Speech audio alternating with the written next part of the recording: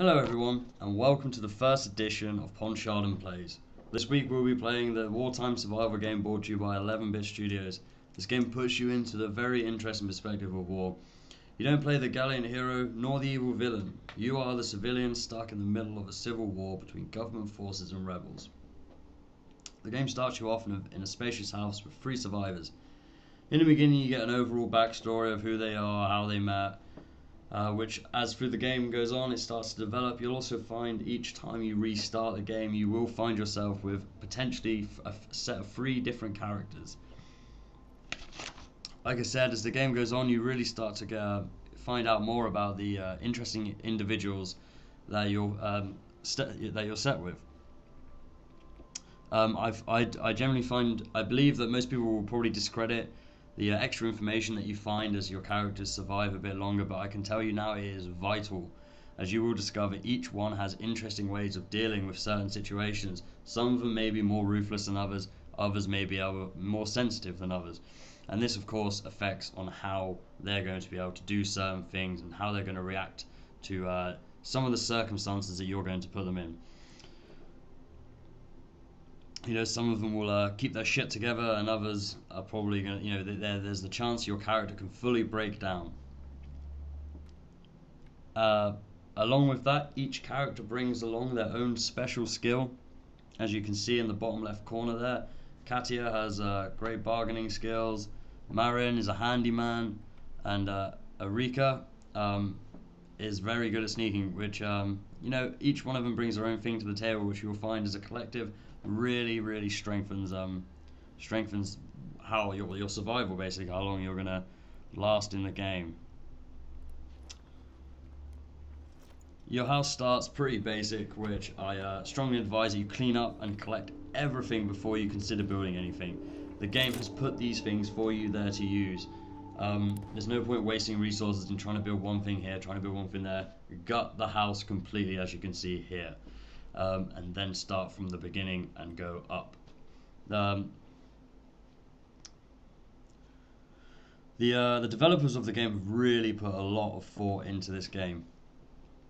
You need to build a rain collector for water, which of course you need to cook food. Also brew moonshine with, which you'll find is a very important trading resource. It comes very in handy as you know, but you'll have times where you'll be dwindling on a lot of resources, and it comes in a lot. It's very handy.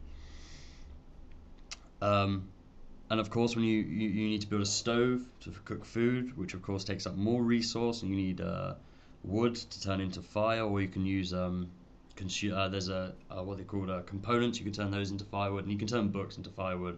You have obviously again another moral situation there. Your characters quite like reading. Also comes down to you, like, could you burn a book? The game has a fantastic way of putting you in the perspective, you know, puts you in their shoes. You really feel like, you know, you become quite attached to the characters and quite attached to the situations which they get themselves involved in, because you're like, oh fuck, like, could I fucking really burn a book to survive? I mean, I don't know, maybe I could, maybe I couldn't. Hopefully I never have to be in that situation where I am a survivor in the middle of a civil war. That would be horrible.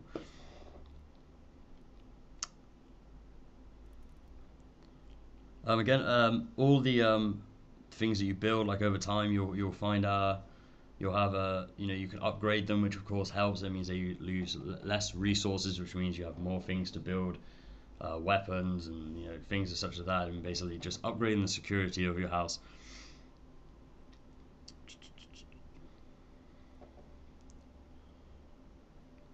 The ultimate aim of the game, I guess, would be to last long enough to become completely self-sufficient, which I can confirm is really fucking hard. Again, like, you have to start from the bottom up, like slowly repair the house and the security of the building. Also, you'll find we've been pretty unlucky in this sort of playthrough that we've started off in the deepest part of winter. So you have another extra worry on top of food, security, health, you know, everything that, you know, sleep, everything, you know, even their mental state comes into it at points. You know, your characters will get depressed if they have to go through a lot of bad shit, basically. So yeah, so if the house is colder, the colder the house, the more likely they are to become ill, which, by the way, the characters will remind you of far too often. Every now and then a speech bubble will pop up, they'll be telling you, oh, we need fuel, I'm really cold, you know? So yeah, I mean, it's hard to forget a lot of things. They're very good at reminding you all the little bits that you need to do to keep them satisfied. And of course, during the winter as well, you'll find your rain catcher freezes up, so you have to go outside, and then you have to funnel some ice. You know, you have to go out and collect the ice, bring it in, and then you have to burn it on the stove again, which of course takes up more firewood. So firewood becomes something very important during the depths of the winter. So yeah, again, another interesting aspect of the game. The radio also, I cannot express how important the radio is as well, and also adds a very interesting element to the game. With the radio, you get to stay up to date with current affairs, what's happening in the city, and the weather. More importantly, again, like the weather plays a huge part in how easy it is to survive. Again, like, you know, the weather, the radio station, the weather station on the radio will tell you, right, okay, so like for example, it will be like there's you know, in the next few days it's going to be warm. I mean, as you can see here, this one says the rebel leaders instruct us to warn the listeners not to cross the front line. Failure to comply could result in death. So again, another warning for you to be more wary of when you're out scavenging at night. If you live in Ponsharden, be advised to remain at home and lock your doors. Armed bands are taken to the streets. That is a signifier for you to, basically, you need to put people on guard when you go out scavenging. It's as simple as that. If you don't put people on guard, you're going to get things robbed, and that's going to cause you to be more stressed as it is. You know, this game's very challenging. The less stress you can have, the better. So all these things are designed to help your experience.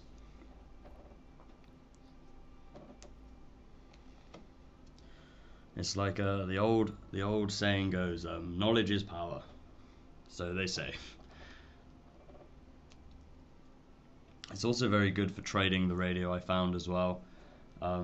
As it will say, certain resources you'll find certain resources will become scarce, and you know, and it will say like, right, okay, so like tobacco prices are, you know, increasing, and that's a signal. Again, it's letting you know that if you've got tobacco, keep hold of it, and when you use it for bartering, it's going to be highly invaluable because people are going to want it, and it means that you can get more things that you need. For example, food, which is more important. Okay, here we are. Planning the night is very interesting and also very key to the game. This is where you get to see the other element to this game. During the night, one must go out and scavenge to survive. This can be via bartering with other survivors. You can barter with rebels, and you can barter with the army, or you can thieve them, or you can kill them. It is completely up to you. The game lets you do it. It's all in your hands. But just remember, like, all of which are really fucking dangerous. I mean, you could turn up to a house and that person may want to kill you without you even knowing that they're going to kill you. You know, you could turn up, piss them off in the wrong way, walk the wrong area, and they'll kill you. It's happened to me, trust me, and it's really annoying. But again, it's a great element of the game because nothing is repetitive. Everything's, you know, you're on your feet the whole time. You're constantly, you know, watching, waiting. What's going to happen? Am I going to die in this place? Like, it's very good. It creates a real suspense, and again, like, puts you in a real element of being in that person's shoes. It makes you think as if you were there. It's very good at doing that. It puts you in the situation very, very well.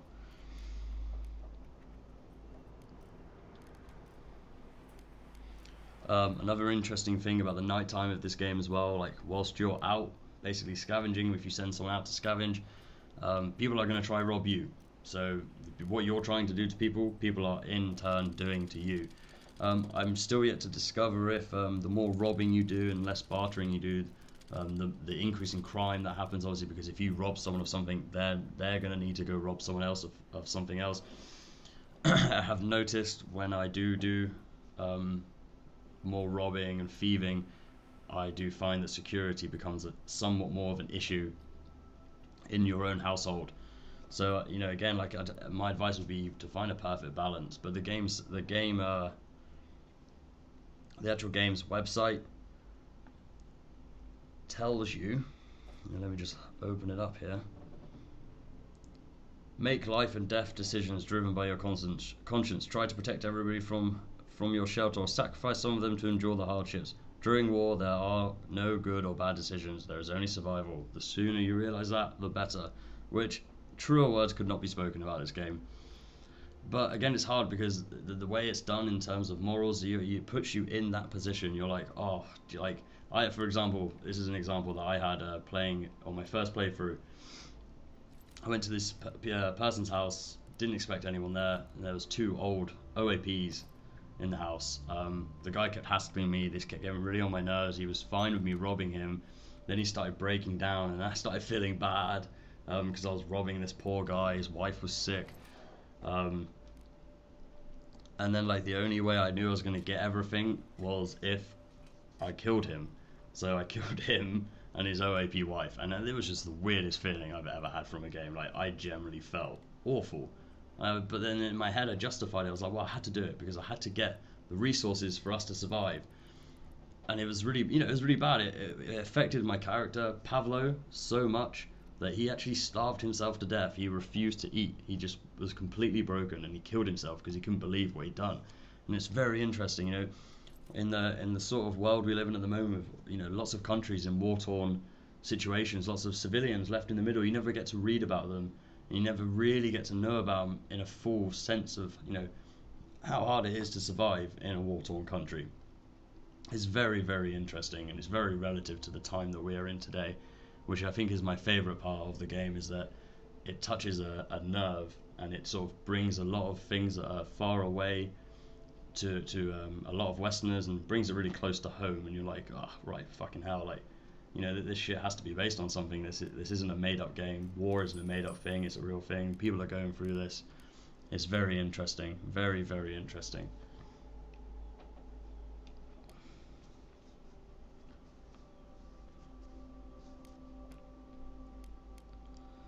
You'll also find on this game, most days are a struggle. You are going to find that. It is as simple as that.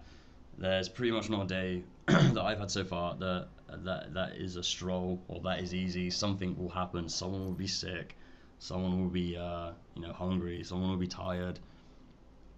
You'll have a lack of certain resource. You will find that you will never ever ever have an abundance of resources. You will potentially just get by, or you'll have to sacrifice certain things. There's no such thing as abundance in this game, so don't expect to have loads of resources to build this magnificent looking house. It's not going to happen. It ain't going to happen. Well, at least it hasn't happened for me so far. And the furthest I got was up to day 31, which was it was a challenge. It was a real challenge to get to that point. But that's what's, again, another great part of this game. It's hugely challenging, it's really challenging. And if you look to your screens now as well, you'll see I sort of did the situation on purpose. I started this game just to sort of show you what it all looks like, the sort of layout of it. I really like the art style of this game. It's beautiful, like it's drawn. It's almost like a moving painting, and I really, really like it. I like the 2D element of it and the side-on view of things. It's something that's quite refreshing, quite new for me, that's been brought up in sort of the modern era of gaming. Most things are so super realism, and like it's almost hard to comprehend it, and no, not hard to comprehend. It's hard to be detached from reality of a lot of games today, whereas this one puts you in a moral reality of it. But again, like, looking on something from a 2D perspective, you can't feel too immersive, which is fantastic, because it's almost like you're God in a way. You're playing all 3 of the characters, and as you can see there, I traded with that guy. Traded 2 diamonds for an axe and then attacked him. I didn't have to attack him. There is no option, there's no forcefulness. The game doesn't tell you what to do. You decide. You are the ultimate master of this game, and you decide where it goes. And as I mentioned earlier about people's mental health and the side effects of things, some of them can deal with people dying better than others. So for example, Katya didn't make it back alive. I will miss her company from Arika, so she's going to miss her company. Other characters will take it as like, oh man, that was really bad, but I hope that doesn't happen to me, sort of thing. And that's how you start learning more about the character and more about who they are, and you learn about more of what you can do with them as well, and where you can take them. And again, like the sort of shit they can put themselves through. But to sum up this game, you know, it's very good. The art design of it looks beautiful. It's under a gigabyte big. The specs it needs are not hugely demanding. You know, it's you can get by it. It's a very fun, interesting game that will really have you questioning what sort of person you are by the end of it. But thanks for listening. I hope you enjoyed it. Please subscribe and like the video, and have a good day.